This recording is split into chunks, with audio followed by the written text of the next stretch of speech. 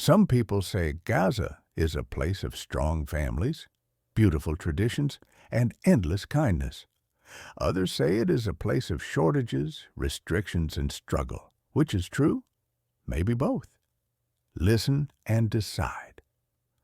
The first light of morning touches the rooftops, turning the pale concrete a soft gold. From a distance it looks peaceful, like any city waking up, with no sign yet of the day's challenges. Shadows grow shorter as the sun climbs. In narrow streets, shutters rattle open, and the smell of fresh bread drifts from small bakeries, mixing with the scent of cardamom coffee from kitchen windows. Shopkeepers sweep the dust from their doorways, arranging fruit and vegetables in neat rows. Bright red tomatoes, shiny cucumbers, and fragrant mint leaves create a scene that could be in any Mediterranean market. Children walk past with backpacks, their steps quick but playful. Some greet the shopkeepers, others run ahead, their laughter bouncing off the walls. For a moment, the street feels light and full of promise. Bakeries are busiest now, their counters stacked with warm flatbread wrapped in paper. Customers line up, chatting about the weather or a neighbor's wedding, their hands full of bread still hot from the oven. Fishermen return from the sea, their small boats tied along the shore. They unload crates of sardines and bream, calling to each other as the smell of salt water follows them into the streets. From balconies, women shake dust from rugs, greeting neighbors below. A man waters a row of potted plants, his voice carrying as he asks a friend about the day's fishing or the price of flour. The sun shines brightly, but there is also a quiet caution in the air. People notice who passes by, and conversations sometimes pause when unfamiliar faces move too close to a group. Some say this caution is natural, just part of living in a place where everyone knows each other's lives. Others believe it comes from years of learning when to speak and when to be silent. Delivery boys pedal past, balancing baskets of bread or vegetables on their bikes. They know the streets well, weaving between cars and people, calling out greetings as they disappear around corners. The mosque loudspeakers carry the first call to prayer of the day, long and melodic. Some shopkeepers step away for a moment, leaving a nephew or friend to watch the stall. The city feels alive but never careless. Each sound, the clang of a shutter, the call of a vendor, the hum of a scooter, is part of a rhythm shaped by both routine and resilience. Some families have power this morning, their lights glowing softly. Others wait for their turn at the electricity schedule. They open windows for air and use the coolness of the morning to prepare for later heat. The sea breeze reaches deeper into the city now, carrying with it a mix of salt and distant cooking smoke. It brushes past stalls, lifts laundry on lines, and cools the faces of pedestrians. There is beauty in the small details, the patterned tiles on an old doorway, the bright scarf of a woman buying bread, the way sunlight catches the steam rising from a coffee pot. But beauty shares space with uncertainty. Everyone knows that plans can change quickly. A day meant for shopping or visiting relatives might end differently, and this awareness is never far from anyone's mind. Some see the mix of beauty and caution as a sign of strength, proof that life goes on despite everything. They believe the morning in Gaza is a picture of resilience. Others argue it shows how deeply caution has become part of daily life, a quiet shadow that even the sunniest morning cannot fully chase away. They believe this is not how morning should feel. By mid-morning, the streets are fully awake, Carts rattle over uneven stones, vendors shout their prices, and bicycles ring their bells. The city has shaken off the night and is ready to face the day. So, is this morning in Gaza simply ordinary life with a touch of care, or is it ordinary life shaped by constant watchfulness? Which do you believe when you picture this scene? The market wakes with a burst of color. Stalls overflow with bright tomatoes, crisp cucumbers, golden melons, and green herbs. The air carries the smell of fresh mint, roasted nuts, and warm bread from nearby bakeries. Vendors call out their prices, voices mixing with the clatter of crates and the shuffle of feet on the dusty ground. Their tones are lively, but their eyes watch customers carefully, reading their choices. Baskets of oranges shine under the sunlight, their skins smooth and bright. Dates are piled high, sticky and sweet. Children tug at their mother's sleeves, pointing to sweets displayed in plastic jars. The bread stall is always busy. Loaves wrapped in paper stack high on the counter, steam still rising. Customers lean close, breathing in the warmth, before tucking the bread carefully into their bags. Spice sellers create clouds of scent that drift down the narrow aisles. Paprika, cumin, cinnamon, and sumac spill from burlap sacks, their colors deep and rich, their aroma pulling people closer to take a pinch. Yet not every stall is full. A crate meant for eggs might sit empty, a sign explaining that the delivery didn't arrive. Other goods are scarce, their prices higher than last week's. Families walk slowly, studying each stall before buying. They know the coins in their pockets must stretch to last the week. Choices are made carefully, sometimes leaving behind something they wanted but could not afford. Some carry notebooks, marking down the cost of flour, sugar, and rice before deciding. A few bargain gently with vendors they know well, hoping for a small discount or an extra tomato added to the bag. The smell of frying falafel drifts from a corner stall. Customers gather, watching the vendor drop balls of dough into hot oil, turning them until golden, then wrapping them in bread with pickles. One man sells small bags of coffee beans, their dark surface glossy. He grinds them fresh for each buyer, filling the air with a smell so strong it almost feels like a drink itself. Children weave through the crowd, carrying plastic bags for their parents.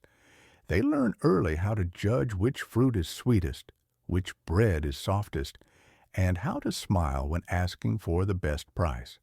Prices change quickly. A bag of rice might cost one amount in the morning and another by afternoon. Some say it's because supplies are uncertain. Others blame it on people taking advantage. A stall displays fish caught that morning, their silver scales glistening in the light. They look fresh, but the price is high, and many pass by with a glance instead of stopping to buy. The hum of the market is constant, a mix of greetings, bargaining, and the occasional laughter between old friends. Even without much money, people still find time to talk, share news, and enjoy the atmosphere. Some believe the market is the heart of Gaza, proof that life continues with color, scent, and sound, no matter the hardships. They see it as a place of energy and resilience. Others argue that the market's beauty hides the struggle. They say the missing goods, high prices, and hard choices are signs of a deeper problem that cannot be solved by colorful displays alone. By late morning, the sun grows hotter, and the crowd begins to thin. Vendors cover their goods with cloth to protect them, knowing the afternoon will be quieter until evening buyers arrive. The smell of spices lingers in the air long after you leave. The memory of the market stays with you, both its beauty and its reminders of how fragile daily life can be here. So is the market in Gaza a symbol of life's strength or a sign of life's limits? Which truth do you see when you picture these stalls and the people walking between them? The morning air is cool as children walk to school, their shoes tapping on the pavement. Some carry new backpacks, others use old ones with frayed straps, but all move with a sense of purpose. Uniforms are neat, but often worn thin. Shirts are tucked carefully, even if the fabric is faded. Girls' hair is tied back with bright ribbons, and boys greet each other with playful shoves and smiles. Some walk alone, others in small groups, their laughter echoing through narrow streets. A few clutch the hands of younger siblings, guiding them safely through busy intersections and past open shop fronts.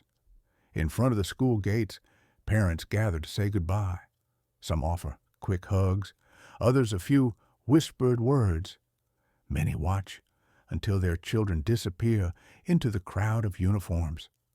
Inside, classrooms are filled with wooden desks marked by years of use.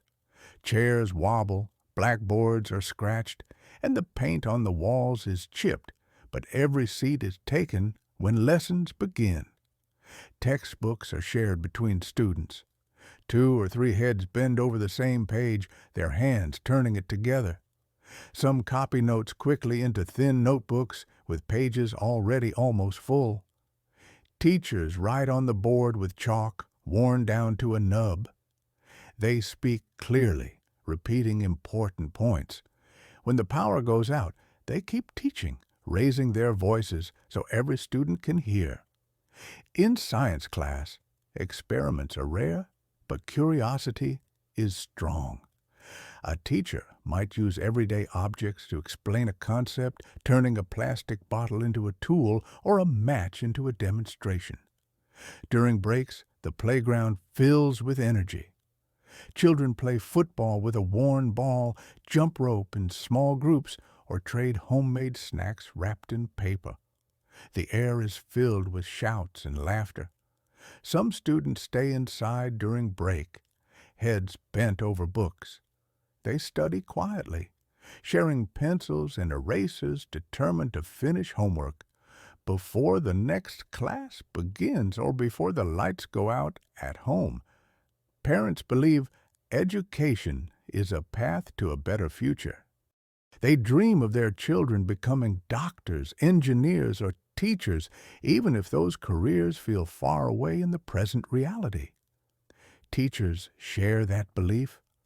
Many work extra hours, unpaid, to help struggling students. They give encouragement with each corrected paper, telling children that knowledge is something no one can take away. Yet challenges remain. Some children miss class because their families cannot afford transportation.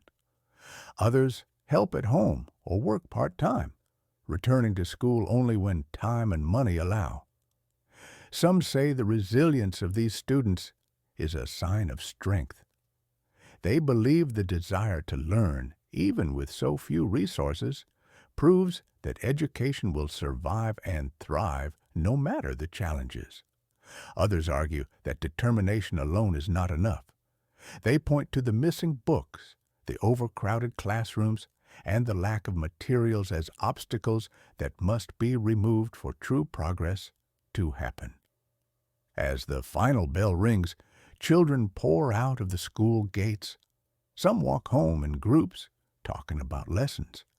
Others run ahead, eager to play before evening chores begin. The sound of their voices fades into the streets, carrying both the joy of youth and the weight of responsibility. Each child leaves with a piece of hope tucked into their backpack. So, is the schoolyard in Gaza a place where dreams begin to take root? Or is it a place where those dreams struggle to grow? Which truth do you see in this picture? The sea lies wide and shimmering at the edge of the city, its waves rolling in with a rhythm older than the streets themselves. From a distance, it looks calm, endless, and welcoming. Along the shore, wooden fishing boats sit lined in a row, their paint faded and chipped by years of salt and sun. Each boat tells its own story through scars and color. Fishermen arrive early, carrying baskets, ropes, and nets slung over their shoulders. Some light cigarettes, others sip tea from small glasses, watching the water with eyes that can read the wind and the tide. A group works quietly, repairing torn nets with steady hands. The thin threads twist between fingers, knot by knot, each repair a mix of patience, habit, and the quiet hope for a bigger catch tomorrow. Children play nearby, tossing stones into the shallows, imitating the movements of the older men. They practice throwing small nets into the water, pulling them back empty but laughing all the same. Some boats push off, their engines coughing to life. They move slowly at first, then gather speed, heading toward the fishing zone allowed to them. The men on board watch the horizon like guardians. Other boats remain tied to the dock, their owners shaking their heads. Without enough fuel or without permission to sail farther, a day's work ends before it even begins. The smell of salt water mixes with the scent of diesel from the engines. Seabirds circle overhead, crying out as they search for scraps, diving suddenly when they spot movement in the water. By mid-morning, the first boats return, unloading baskets of sardines, mullet, or bream. The silver fish glisten in the sunlight, scales catching the light before they are packed into crates. Vendors wait with carts, ready to take the fresh catch to the market. Prices are discussed quickly, and the fish are carried away before the heat of the day sets in.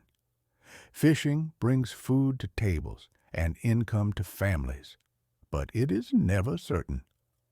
Some days the catch is plentiful, other days the nets come back nearly empty, heavy only with seaweed. Supplies for the trade are expensive. Nets wear out, engines need parts, and fuel costs bite into the profit. Every choice, to repair, to sail, to wait, has its risks. Some fishermen say the sea is their greatest friend, always giving something, even on its quietest days. They speak of the freedom they feel once the shore disappears behind them. Others see the sea as both friend and enemy. It offers a living, but also carries danger, storms, restrictions, and the constant uncertainty of what will be waiting in the nets. Families wait at home, watching the time.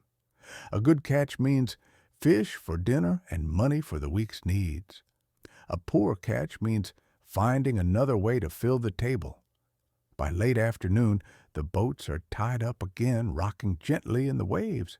Fishermen clean their gear, fold nets neatly, and store them away for tomorrow's work. The sun begins to sink, painting the water in streaks of gold and orange.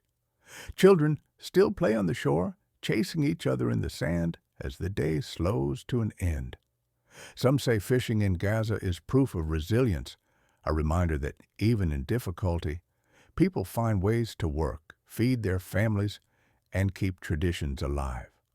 Others argue it is proof of limits, that a life dependent on the sea is too fragile when rules, costs, and uncertainty can close it off in a single day. So, is the sea in Gaza a symbol of freedom or a reminder of restriction? Which picture stays in your mind when you think of these fishermen and their boats? In Gaza, the day's rhythm often depends on electricity.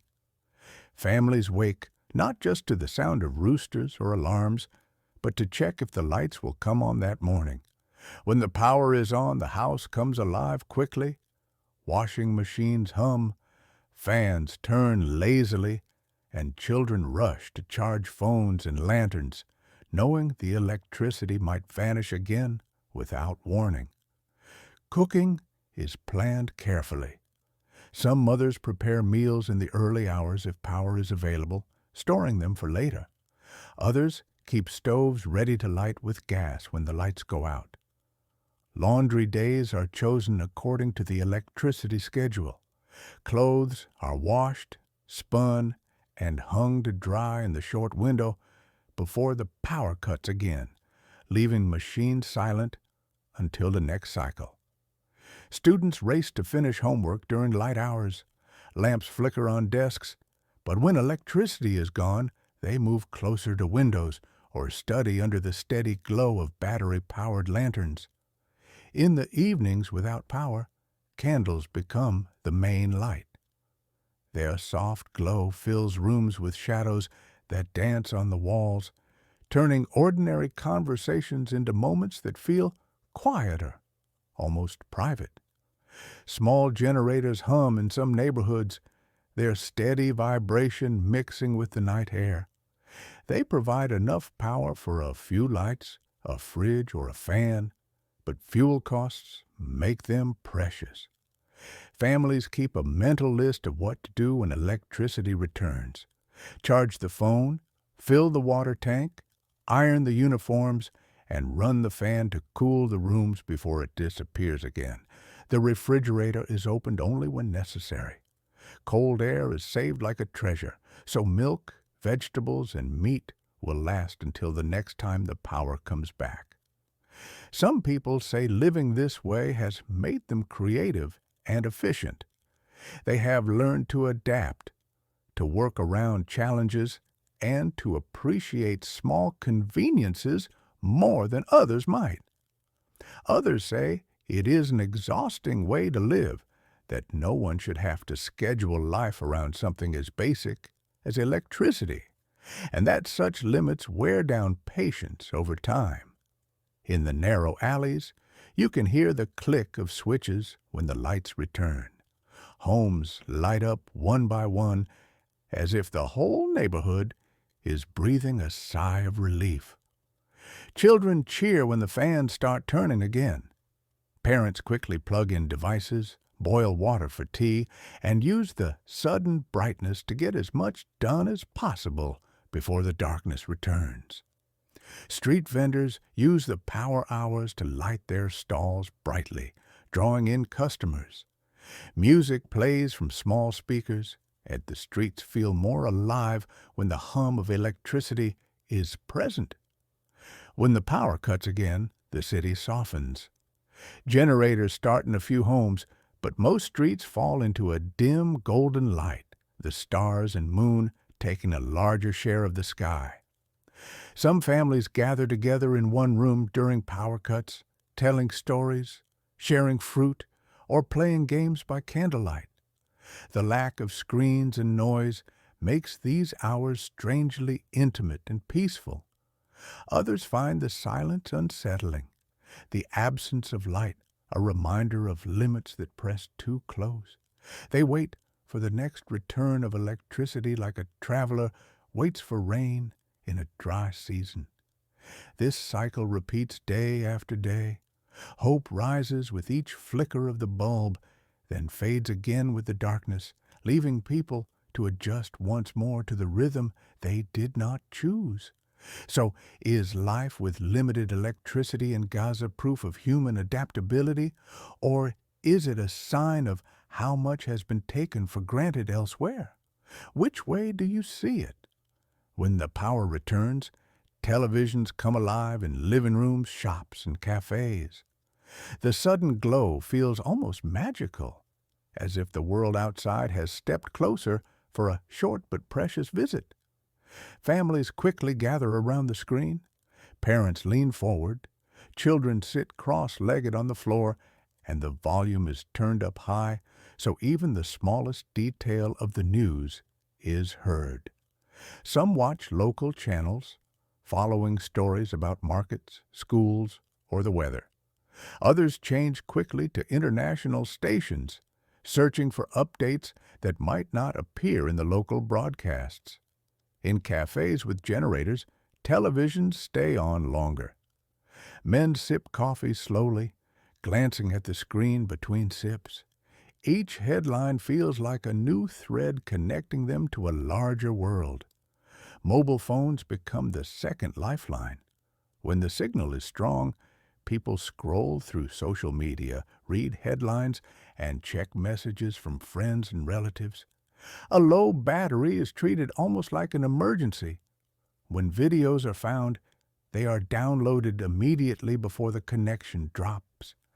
People share them later on USB drives, memory cards, or Bluetooth, keeping information alive even when the internet vanishes. Some news still travels face to face.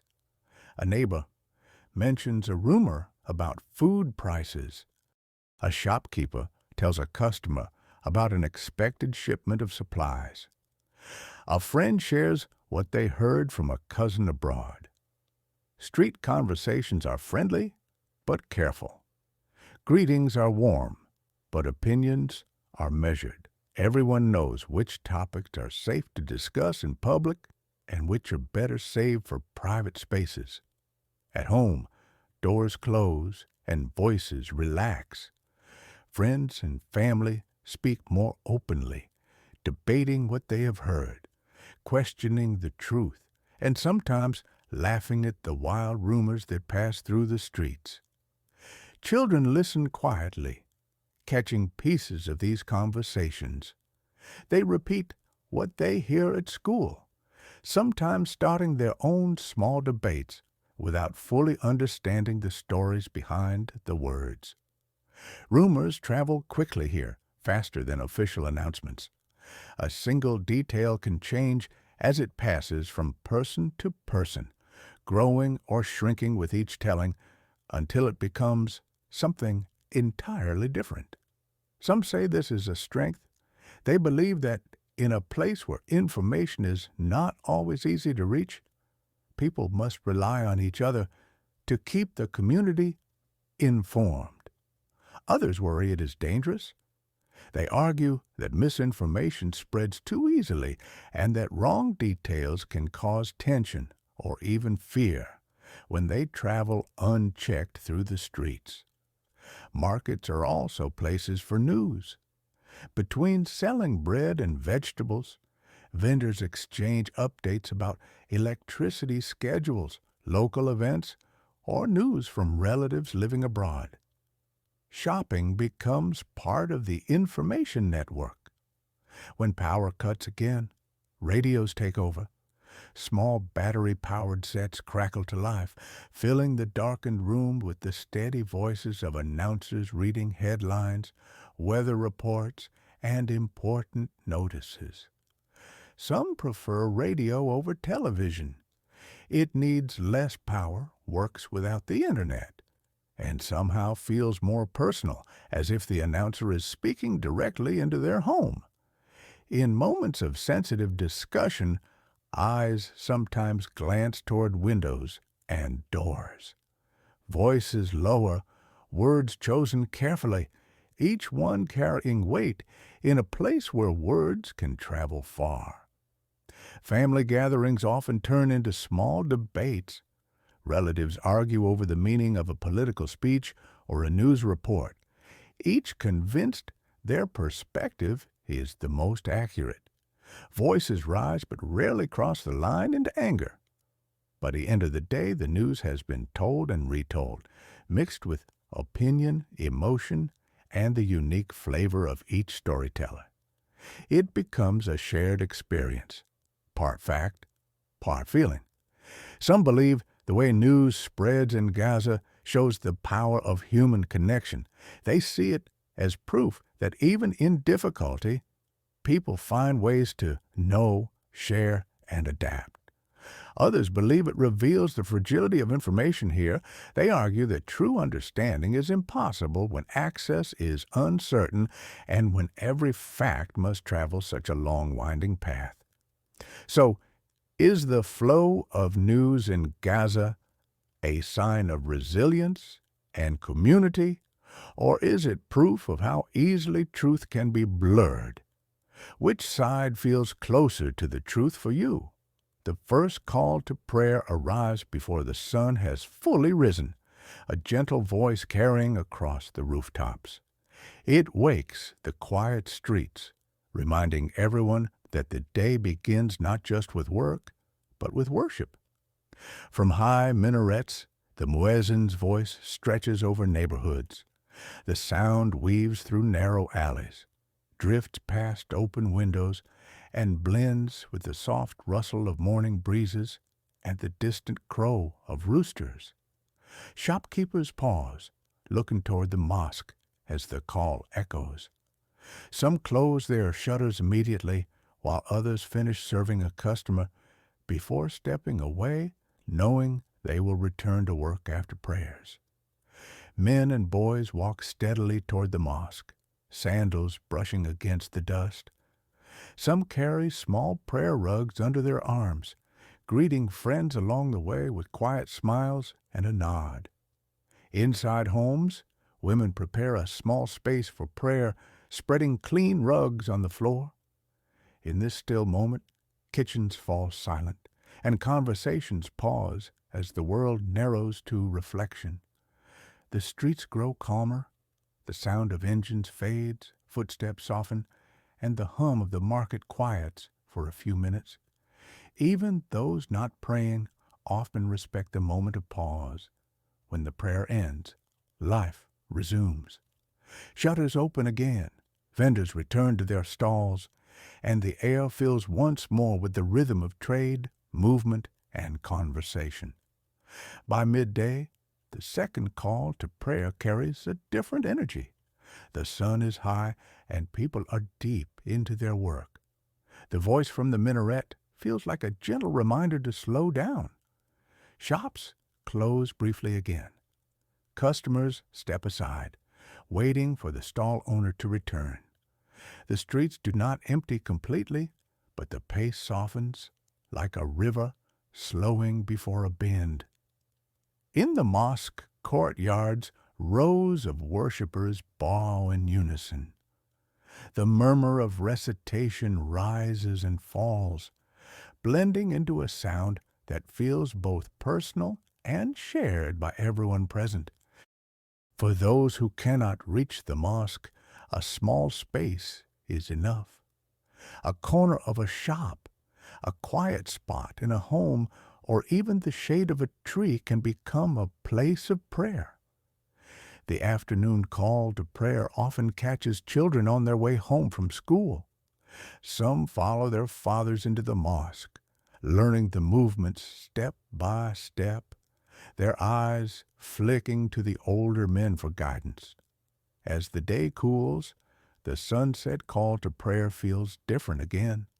It marks the end of work for many and the beginning of family gatherings, evening meals, and stories shared over tea.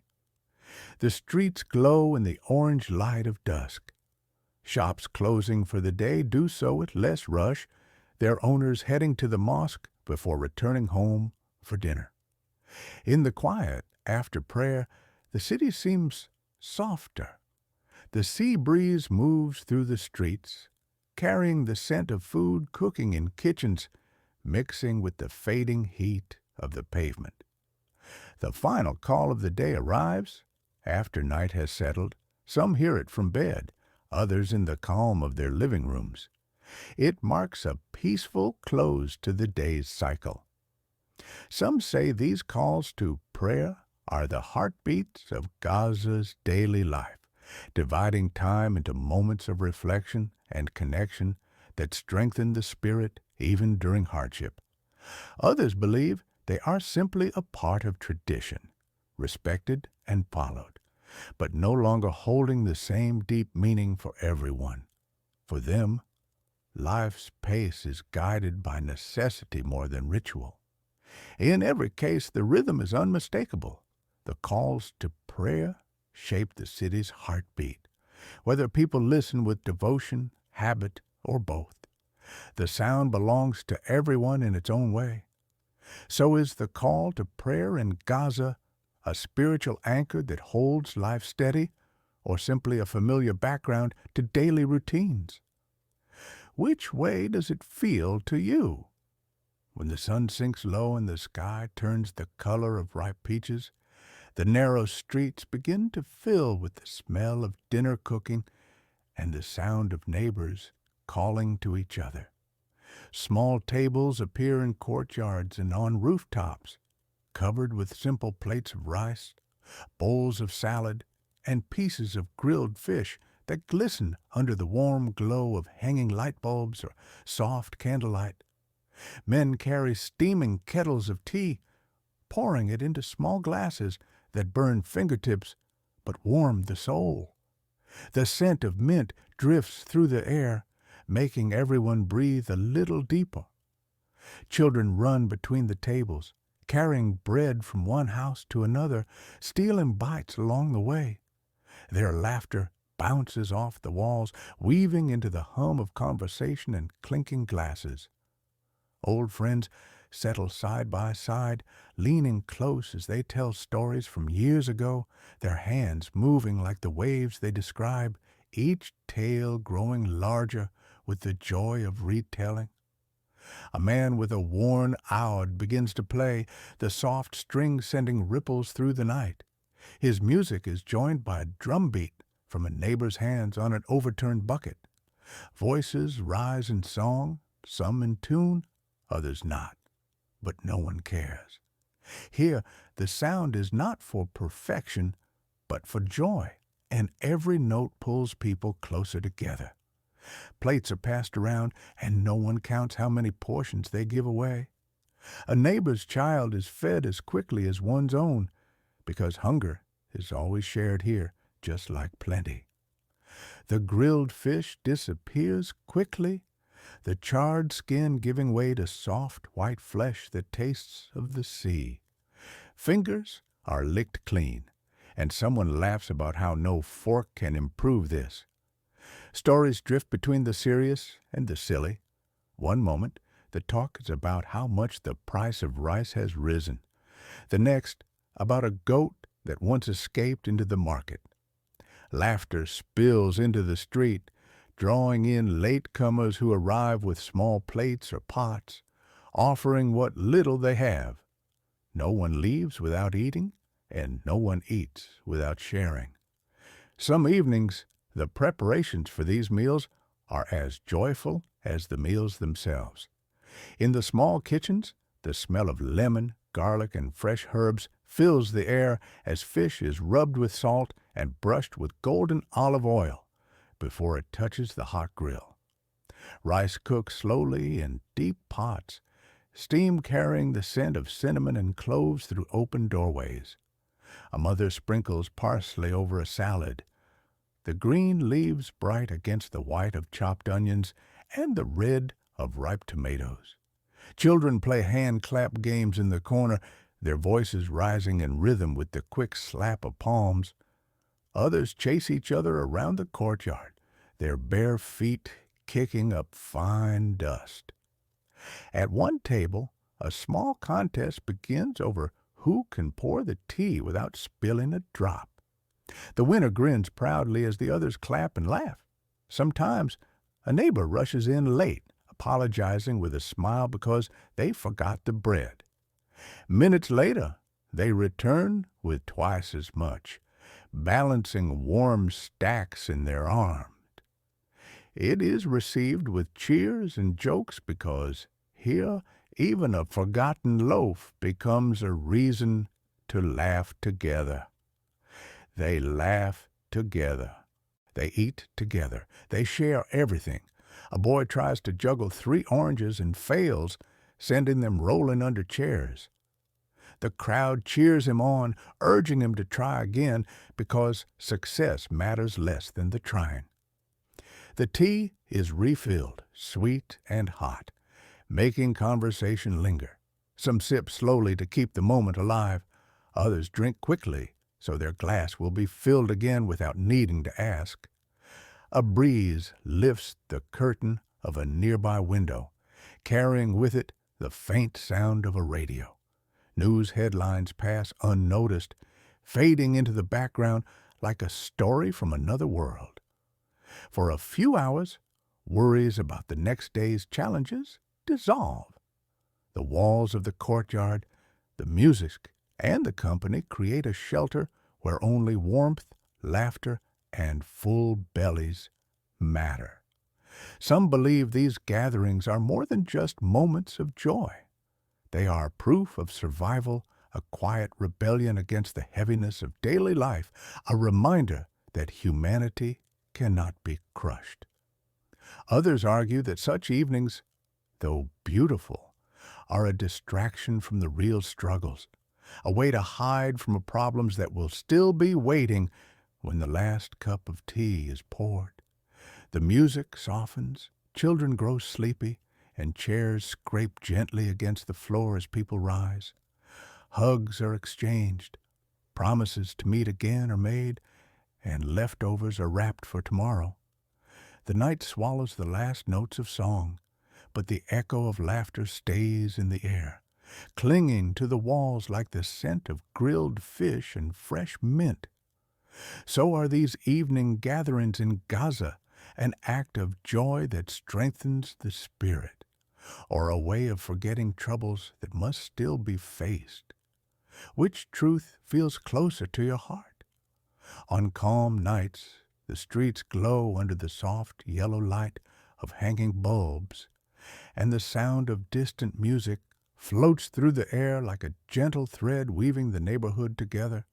Weddings fill the evening with color.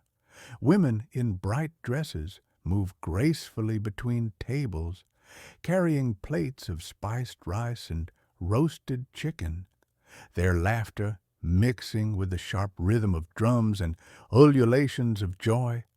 Men clap in time to the music, children dance in small circles, and even shy guests are pulled into the celebration, their steps hesitant at first, but soon carried away by the beat. A bride's dress catches the light, each tiny bead flashing like a star. Friends adjust her veil, whispering blessings and jokes, while cameras flash to capture the moment before the music swells again. Family visits also mark peaceful nights. Doors open wide, and cousins who haven't met in months embrace like no time has passed, exchanging news over steaming cups of tea and plates of fresh figs. Old stories are retold with extra details added for humor. Someone recalls how a neighbor once tried to cook fish without cleaning it first, and the room erupts in laughter that shakes the walls. Children play hide and seek in shadowy corners, their whispers loud enough to give them away. Parents pretend not to notice, enjoying the rare freedom of talking without constant interruptions. The smell of cardamom coffee drifts through the house, mingling with the soft notes of a song playing from someone's phone. Conversations stretch late into the night, reluctant to let the warmth end. But not every night feels like this. On tense evenings, the streets are empty, except for the quiet hum of a few generators, their faint light spilling onto the dust in front of closed doors. Inside, families gather close around radios or televisions, listening to news that seems to speak in half-truths and hints.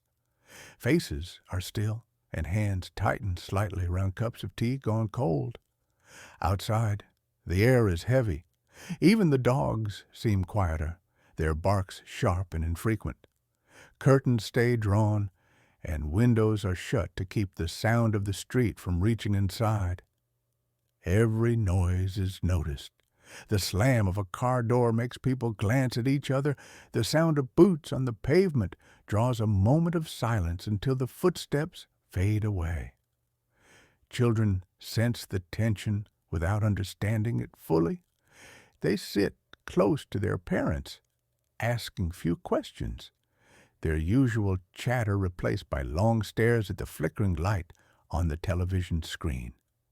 The news repeats itself, but people keep listening, hoping for any sign that the night will remain quiet until morning. Each minute without change feels like a small victory. Phones stay charged and within reach.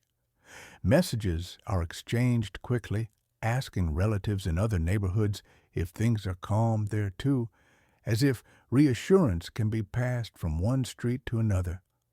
In some houses, people stay dressed long after midnight just in case they need to leave quickly. Inside, life slows to a careful rhythm. A kettle boils quietly in the kitchen, its soft hiss filling the silence between distant sounds outside.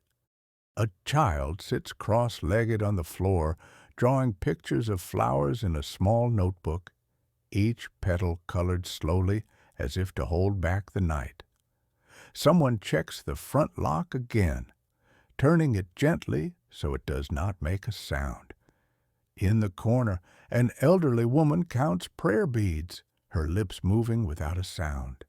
The glow from a single candle flickers on the walls, stretching and shrinking with each breath of air. A short exchange passes between relatives in different neighborhoods. "Is it quiet there?" one asks in a low voice. "Yes, so far," comes the reply, and the line stays open, carrying only the sound of two families breathing in time with each other. Bags with water, bread, and documents sit ready by the door, though no one speaks of them aloud. Time moves differently on these nights. Seconds feel long, and every sound stretches them further. Even when nothing happens, the waiting itself is exhausting, leaving eyes heavy but minds wide awake. Some say these tense nights make the peaceful ones even sweeter, that joy tastes stronger after fear, and that every wedding dance carries the relief of survival in its rhythm. Others argue that no celebration should depend on danger to feel precious, that normal happiness should not need the shadow of tension to make it real. They believe peace should be its own reason for joy. When dawn finally comes, the streets reveal whether the night was calm or restless. Neighbors greet each other with relief or with quiet eyes that say more than words could ever manage. So are the calm nights in Gaza, a treasure made brighter by the tense ones, or proof that true peace is still too fragile. Which truth feels closest to what you believe? In quiet moments, people speak of their dreams in voices soft enough to seem like secrets, as if saying them too loudly might scare them away before they can come true. One dream is of open borders, where travel is as simple as buying a ticket, and where families separated for years can meet again without papers, checkpoints, or endless hours of waiting. Some imagine standing on the other side of the crossing for the first time, looking back at Gaza not as a place they cannot leave, but as home they can always return to freely. Others dream of good jobs, where education and skill lead to opportunity instead of frustration, where degrees are not just papers in a drawer, but keys that open real doors to a better life. A young man pictures himself wearing a crisp uniform, working as an engineer on projects that rebuild and expand the city, his hands turning plans into walls, roads, and towers that will last for decades. A mother dreams of her children walking to school without stepping over rubble or worrying about sudden danger, their backpacks heavy only with books and their minds filled only with curiosity. Safe streets are another hope. People picture evenings where children play football without needing to glance over their shoulders, and where neighbors sit outside late without counting the minutes until they should go indoors. Some dreams are small, but shine brightly.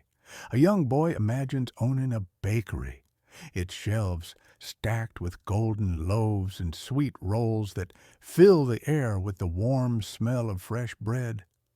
A teenage girl sees herself in a white coat, stethoscope around her neck, bending down to check on a patient in her own neighborhood clinic. An old man dreams of walking along the beach without limits, the soft sand cool under his feet and the sound of the waves free of any warning. They dream of the taste of bread hot from the oven. They dream of the steady hands of a doctor helping the sick. They dream of the endless sea stretching out before them. These dreams repeat in the quiet moments, whispered between friends, written in school notebooks, or carried silently in the heart. Each one is a small lantern against the dark. In these imagined streets, the only sounds at night are laughter, music, and the distant call of a vendor selling sweets, not the echo of something that makes people lock their doors tighter. Some talk about dreams for the sea.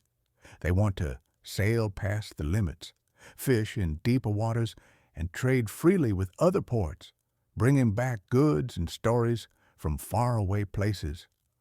Others dream of art and culture flourishing without fear. They picture galleries filled with paintings, theaters alive with plays, and music festivals drawing visitors from beyond the city's borders. For many, the dream is simply to live without worry, where the next day's plans are made without hesitation, and where no one needs to wonder if tomorrow will be harder than today. These hopes are told over tea, under the shade of grapevines, or in small whispers between friends walking home. Each one is shaped by longing, yet each one holds the spark of possibility. Some say dreams are what keep the heart alive here, that imagining a better future is the first step toward building it, even if the road to it is long and rough. Others argue that dreams without action are just stories we tell ourselves, that too much hoping without change can make people accept life as it is instead of fighting for what it could be. But even those who disagree on their purpose cannot deny their power. Dreams give color to the grayest days, offering something to hold on to when the present feels too heavy. Until those dreams are real, people live with courage that shows in small acts. A neighbor fixing a broken step, a teacher staying late to help a student, a vendor giving extra bread to someone hungry. Kindness moves quietly here, passed from hand to hand like a loaf of bread still warm from the oven, or a cup of tea offered before the guest even sits down. Hope is stitched into everyday life, hidden in the way people plant flowers beside cracked walls, or repaint a doorway even when the street outside is still broken. Tomorrow might not arrive the way they imagine, but it will arrive, and they will greet it with the same stubborn strength that has carried them through countless yesterdays. So, are the dreams of Gaza a map leading toward a real future, or simply a lantern held high to make the present feel less dark? Which way do you see them?